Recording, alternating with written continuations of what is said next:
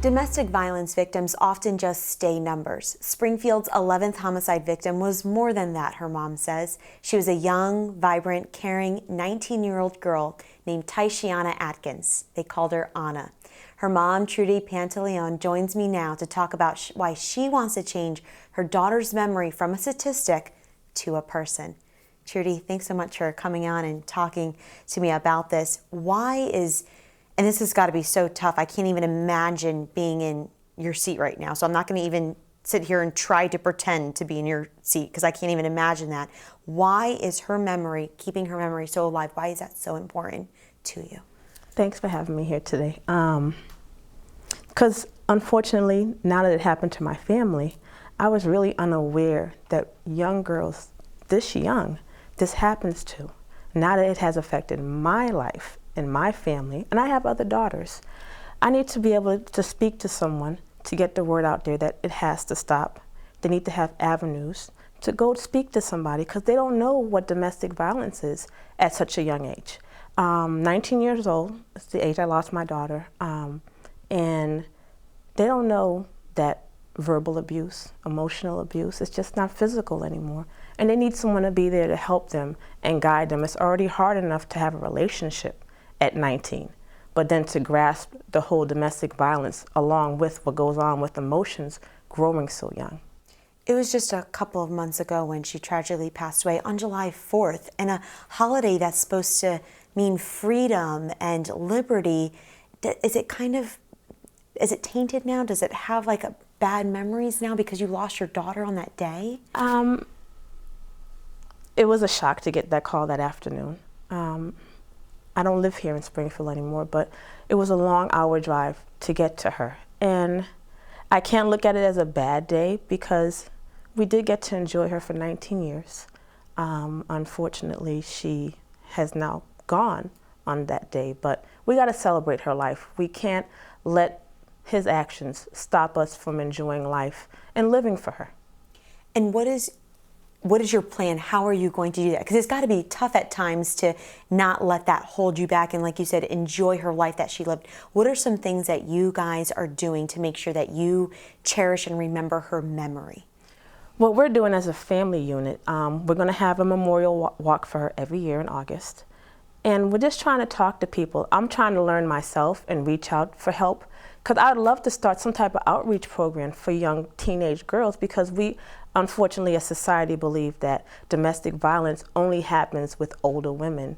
It happens with young girls, like within their teens, and we need someone to be there for them.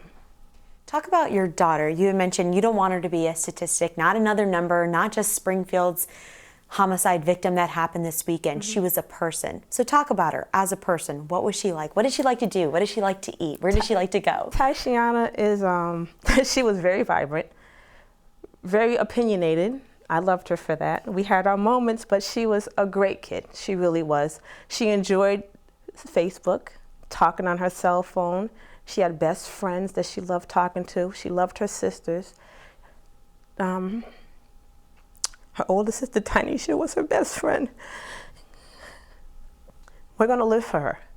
We're going to keep her name alive. Whatever outlet I can talk about her and speak on and say her name, that's where I'm going to be. And talk about her color. Her favorite color is purple. Her favorite color is purple. And you are letting that shine. You're like, I'm never going to let anyone else forget it. No, she loved purple. It's funny because until she passed, I never really paid too much attention to it. But once she passed, that's part of my life now. Purple's part of my life. If I could find something that's purple, I'm going to get it for her.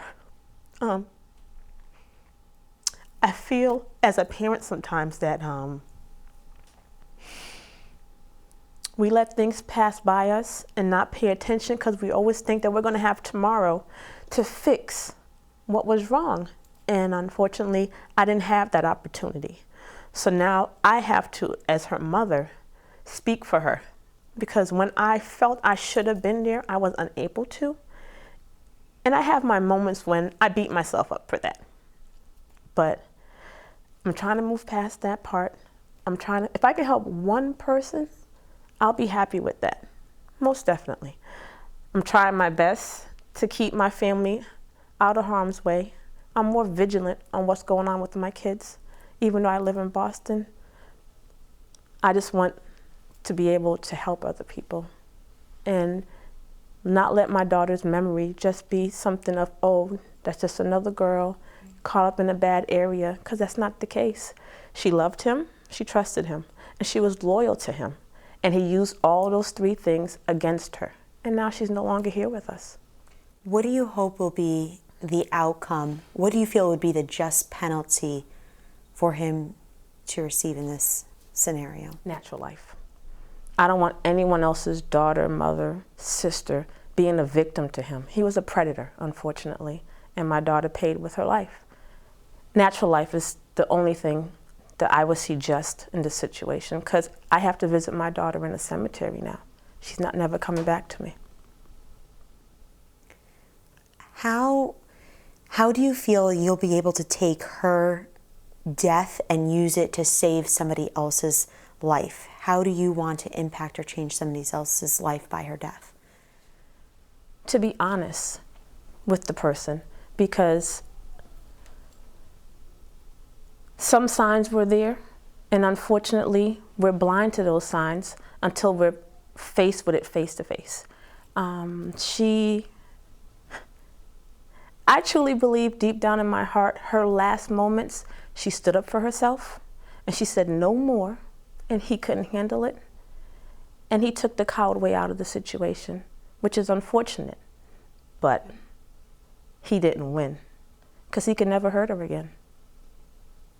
And also another part of why he's not winning is because you guys are going to bat and you're standing here fighting. Your daughter can't fight, but you're like, I'm going to stand here and fight for her, and you're going to keep her memory alive. Most definitely.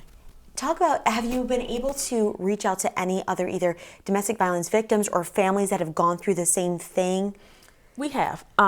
We did the Puerto Rican festival, the parade this last month, and we walked it for domestic violence, and I met a lot of young women and mothers who's dealt with a situation like this, that have to raise their grandchildren now because the mom is gone and the dad may be gone also in certain situations. So I have reached out, and I'm trying my best. If I can, anyone I can touch that can give me a story to lead me in the right way. I'd love one day to have an outreach program for girls, and I'd love to be able to name it in Tyshianna's memory. I just need the avenues to do that.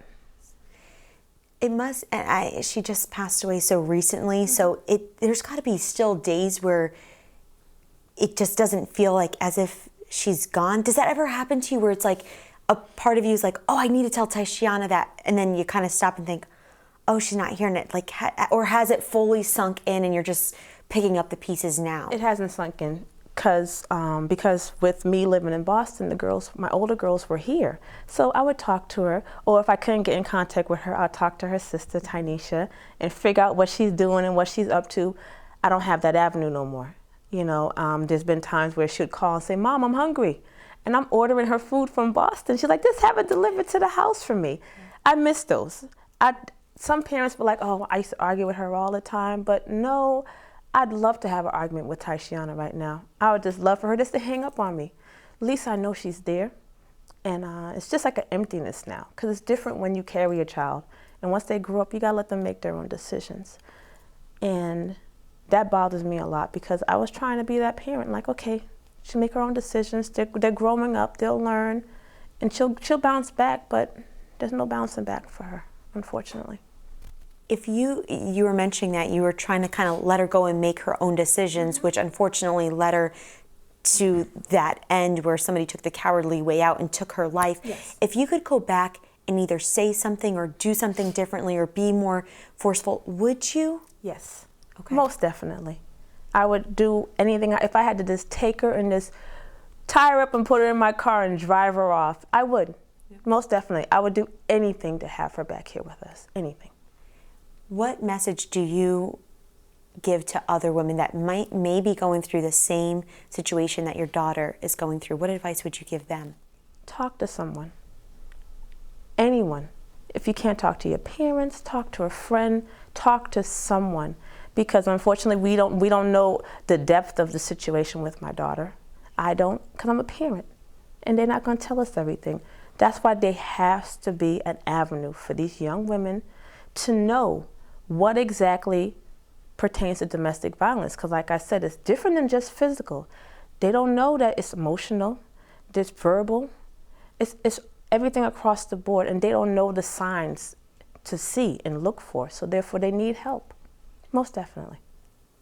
What part of Tyshianna do you feel that will always be with you forever and ever? Her beauty. She was beautiful. Beautiful girl. Most definitely a beautiful, beautiful girl. And she had a good career probably ahead of her to be a model. And she inspired in doing that, but she can't right now. It seems as if that's going to be your mission in life, to take the life that she could have had that she can't have anymore and make something of it. Yes, I am. And her sisters are definitely going to do that also. I have 2 granddaughters, and one looks just like her. And yes, she's going to live on for a very, very long time. I'm not going to let go of her, ever. Well, thank you so much for coming here and talking to us about Tyshianna and turning her into a person. She's not just another number. She's a person. She's your daughter. And thank you for telling us. Thank you for having me.